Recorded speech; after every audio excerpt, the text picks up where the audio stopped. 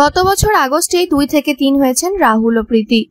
সংসারে এসেছে তাদের ছোট্ট রাজকন্যা, আর এই ছোট্ট রাজকন্যাকে নিয়ে সুখেই কাটছে তাদের দাম্পত্য। মেয়ের নাম দিয়েছেন আয়রা। দেখতে দেখতে 7 মাসে পা দিয়েছে ছোট্ট আয়রা। খুব সম্প্রতি ছিল রাহুল প্রীতির মেয়ের মুখে ভাত।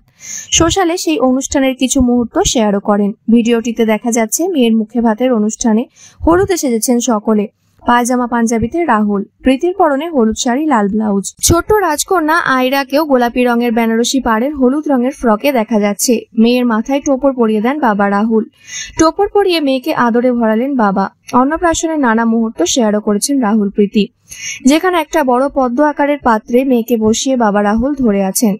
সেই পাত্রে দুধ আর ফুলে ভর্তি, আর মা প্রীতি ঘটি করে জল ঢেলে আয়রাকে স্নান করান। ক্যাপশনে লেখেন, আমাদের লক্ষ্মীর মুখে ভাত।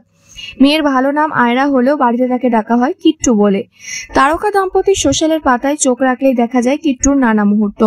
2020 সালে 10ই ফেব্রুয়ারি গাঁটছড়া বাঁধেন রাহুল প্রীতি, আর 2024 আগস্টেই তাদের কোল আলো করে আসে প্রথম সন্তান ফুটফুটে এক রাজকন্যা।